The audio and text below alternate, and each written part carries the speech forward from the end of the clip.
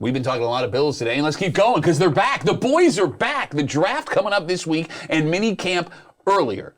There was one name, big name, not at voluntary mini camp this week. Stefon Diggs, Bills wide receiver. The last time we saw him on the field with his teammates, he was yelling in the face of his quarterback, Josh Allen, running up the tunnel and trying to leave the game before everybody else got into the locker room. Then he spent the offseason not backing down from what he did before, making comments that he's a guy who wants to win, he's competitive, he's not going to apologize for it. So here's the thing.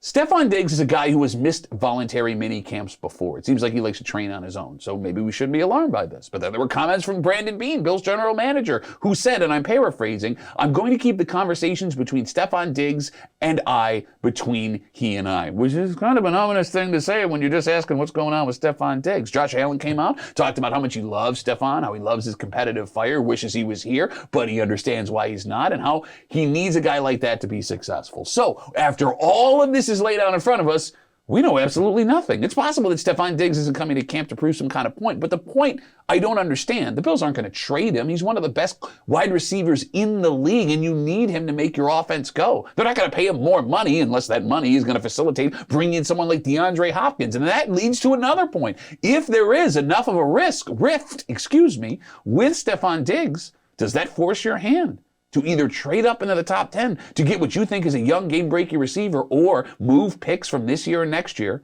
to go get DeAndre Hopkins? All of this could be decided by the attitude that Stefon Diggs has right now. And to be honest, I'm a little nervous about it.